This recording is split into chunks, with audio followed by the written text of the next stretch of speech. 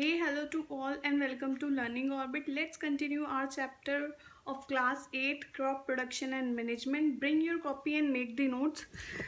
These notes will be sufficient. उसके बाद आपको आगे नोट्स बनाने की ज़रूरत नहीं पड़ेगी, बुक उठाने की ज़रूरत नहीं पड़ेगी NCERT की. जैसे नोट्स उठाइए, read it and that's enough.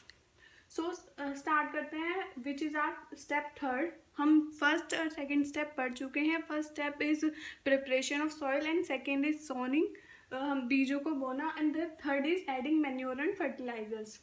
Manure और फर्टिलाइजर्स को हम ऐड करते हैं सॉइल में in the form of nutrients for the healthy growth of plants.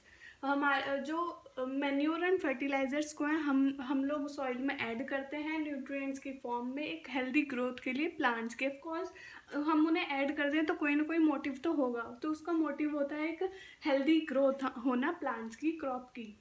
Soil supply mineral nutrients to the crop. हम लोग को पता है, हम लोग सॉइल में ही प्लांट लगाते हैं, तो सॉइल ही सप्लाई करता है जो मिनरल न्यूट्रिएंट्स होते हैं हमारे प्लांट को.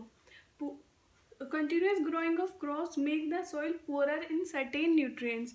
अगर हम कंटिन्यूसली एक ही लैंड पर उसी सॉइल में ग्रो करते रहेंगे अगेन एंड अगेन क्रॉप, तो वो क्या होगा, पुअरर इन न्यूट्रिएंट्स. तो वो सॉइल हमें पता है. अब हमने एक क्रॉप एक उगाई है, फिर हम उसने न्यूट्रिएंट्स ले लिए जो उसे चाहिए थे, उसके बाद हम उगाए जा रहे हैं. कुछ सॉइल में न्यूट्रिएंट्स नहीं डाल रहे हैं, हम उन्हें सिर्फ लिए जा रहे हैं, तो हमें पता है एट द एंड पुअरर हो जाएगी वो सॉइल, ख़राब हो ही जाएगी, उसमें आगे हमें एक अच्छी क्रॉप नहीं मिलने वाली.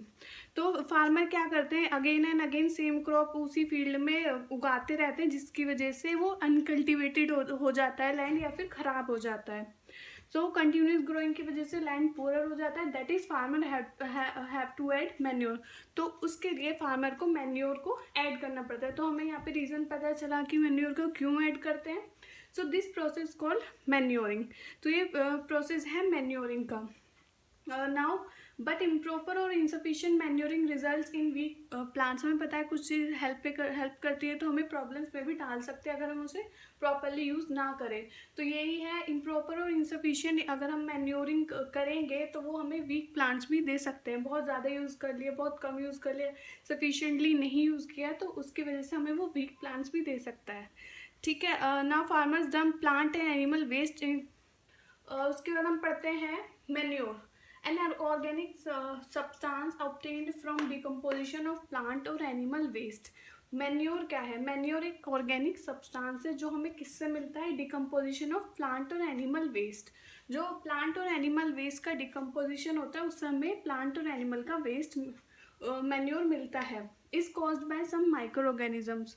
आप लोगों ने देखा होगा जो वेस्ट होते हैं प्लांट का, एनिमल का, लाइक काउ डंग, गोबर, उन्हें एक पिट में डालते हैं, तो वो वहाँ उसमें फिर कुछ माइक्रो ऑर्गेनिजम्स रिएक्ट करते हैं, और तो उससे हमारा फिर मैन्योर तैयार होता है.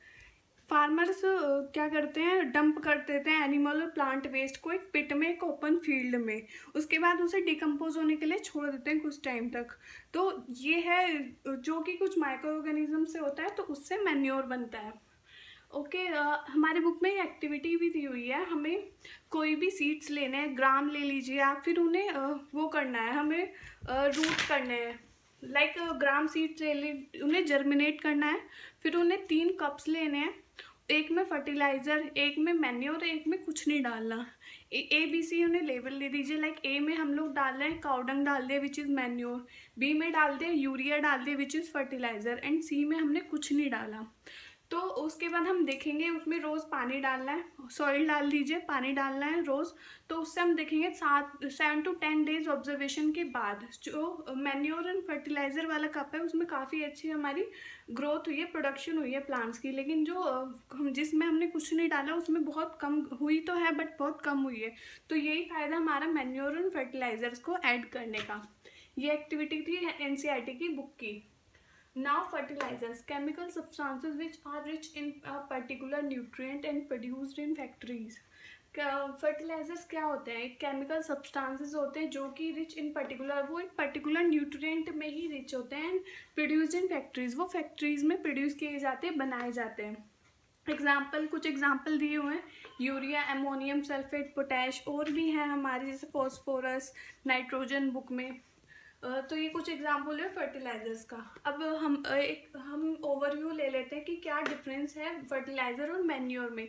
ये इंपॉर्टेंट है, हम लोगों ने ये समझ लिया तो फिर हमें इन दोनों में कंफ्यूजन क्लियर हो जाएगी कि ज़्यादातर ये रहता है फर्टिलाइजर क्या है, मैन्योर क्या है, प्रॉब्लम।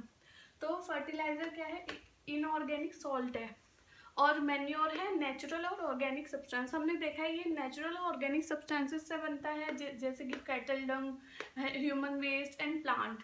बट जो फर्टिलाइजर है इनऑर्गेनिक सॉल्ट से बनता है, लाइक ये पोटेशियम, फॉस्फोरस, नाइट्रोजन, इन सब से बनता है।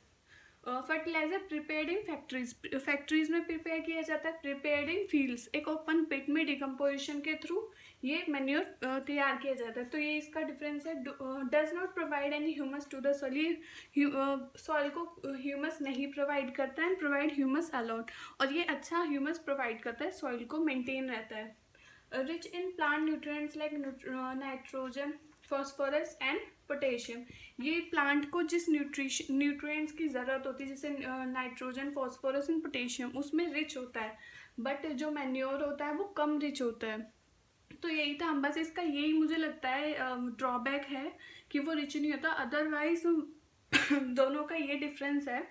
सो ये तो हमारा third step, adding manure and fertilisers. I hope ये क्लियर हो गया होगा, बहुत ही इजी है एंड काफ़ी अच्छा है ये। So this is our third step. आगे भी हम लोग पूरा चैप्टर धीरे धीरे कंप्लीट करेंगे, और एक बहुत ही इजी लैंग्वेज में, आप लोगों को भी भूलने नहीं वाले हैं इसे। सो कंटिन्यू करेंगे फिर। Thank you, bye bye.